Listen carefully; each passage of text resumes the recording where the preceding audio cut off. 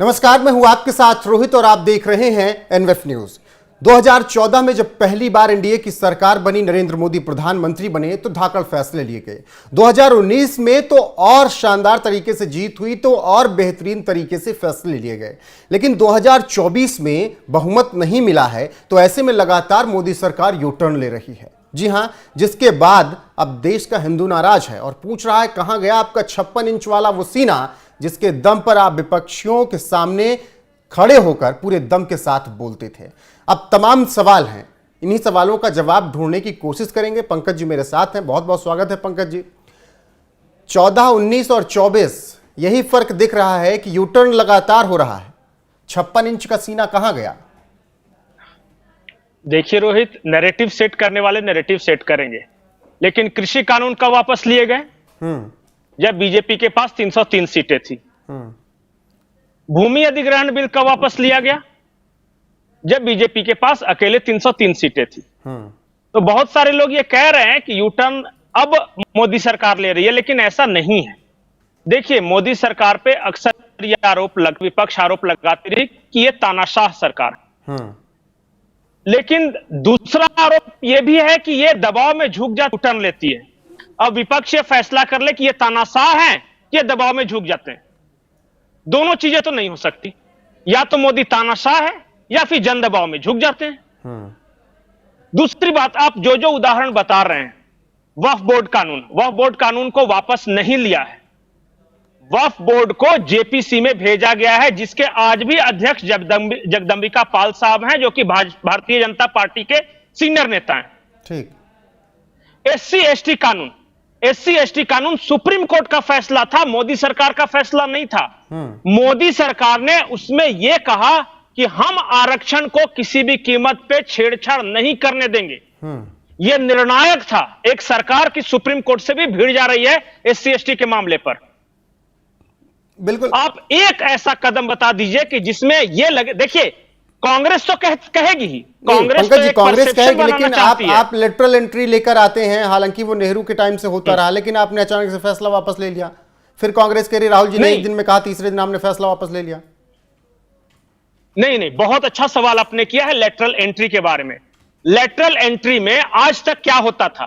कांग्रेस के जमाने में जो भी लेटरल एंट्री होती थी, सीधे बड़े बड़े पदों पर, फाइनेंस सेक्रेटरी जैसे पद पे, जहां मोंटेक्सी अहलूवालिया की डायरेक्ट एंट्री हो गई थी, मनमोहन सिंह जिन्हें सीधे बुला के बैठा दिया गया था, सैम पित्रोदा जिन्हें सीधे बैठा दिया। इस बार क्या हुआ कि यूपीएससी ने कहा कि जी पुराना ढर रहा है, वहीं पे हम निकालेंगे ज्वाइंट सेक्रेटरी का पद।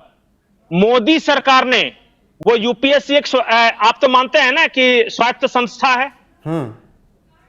यूपीएससी ने जब ये निकाला सर्कुलर, तो मोदी सरकार ने दखल दिया और कहा कि यहां भी सामाजिक न्याय का ध्यान रखना होगा आपको।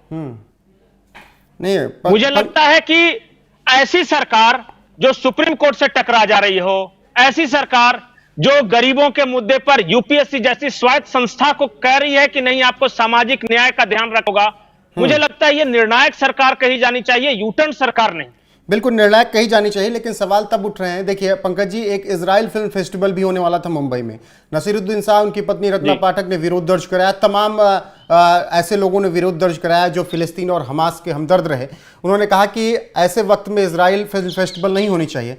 और आखिरकार सोचिए, शिंदे की सरकार है और फिर केंद्र में आपकी सरकार है, वो भी फैसला आपको पलटना पड़ा और इजराइल फिल्म फेस्टिवल कैंसिल करना पड़ा।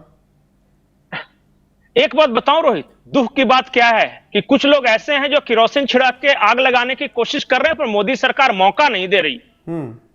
बहुत सारे ऐसे चांसेस आए। वक्फ बोर्ड वाले मामले पे बिल्कुल तैयारी थी। मैं आज आपको बिल्कुल गारंटी के साथ कह सकता हूं कि वक्फ बोर्ड मामले पर इस देश में आग लगाने की पूरी तैयारी थी। मोदी सरकार ने बड़े सलीके से उसको डाइवर्ट कर दिया। ये जो आप फिल्म फेस्टिवल, फिलिस्तीन का समर्थन, ये सब कह रहे हैं, सबसे बड़े दुख की बात यही है उस इकोसिस्टम के लिए कि मोदी मौका ही नहीं दे रहे हैं। ये तो चाहते हैं कि फिर से वो शाहीन बाग की तरफ फिर से सड़कों पर बैठने का मौका मिले। ये चाहते हैं कि पंजाब के किसानों को वापस किस तरह दिल्ली में एंट्री दिलवा दें। ये चाहते हैं कि किसी तरह जनता के बीच ये छवि निर्माण हो कि देखिए हम एग्रेशन में हैं और हम मोदी सरकार को उखाड़ फेंकेंगे। लेकिन आपको लगता नहीं कांग्रेस के नेता बयान क्या करें? थोड़ा बहुत तो परेशानी में नहीं है। दोस्त, देखिए परेशानी में नहीं है, फर्क सिर्फ इतना आया है कि पहले मोदी सरकार अकेले फैसला लेती थी, अब यह है कि अब राजनाथ सिंह से भी सलाह लिया जा रहा है, अब चिराग पासवान से भी पूछा जा रहा है, अब चंद्रबाबू नायडू से भी बातचीत की जा रही है, अब नीतीश कुमार से बातचीत की जा रही है। तो यह बातचीत कर फैसला लेने की सी प्रक्रिया शुरू हुई है। एक चीज आपने और गौर किया है, विपक्ष के अलग अलग नेता अलग अलग समय पर कह रहे हैं बांग्लादेश हो जाएगा, बांग्लादेश जैसे हालात हैं। सलमान खुर्शीद हो, मणिशंकर अय्यर हो, कांग्रेस का एक जो मध्य प्रदेश का छुटभैया नेता हो, ये जो राकेश टिकैत हो, इनके सबसे बड़े दुख की वजह यही है कि 4 महीने में सरकार ने मौका ही नहीं दिया इनको सड़कों पर उतरने का, और इसलिए कह रहे हैं कि देखो झुक गई झुक गई झुक गई। अरे झुक क्या गई, तेरे कहने से झुक गई।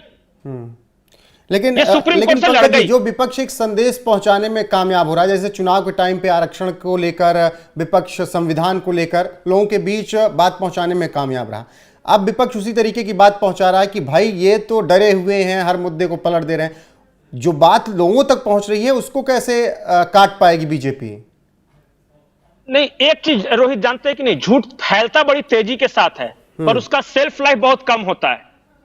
संविधान खतरे में है, ठीक है, एक चुनाव में कुछ असर कर गया और कुछ सीटें बढ़ गई, देखते हैं कितना लंबा चलता है। अभी जो भारत बंद हुआ, मैं कम से कम 20 जगहों पे गया, मैं बोलिएगा तो हर जगह की आपको बाइट भेज दूंगा। बिल्कुल।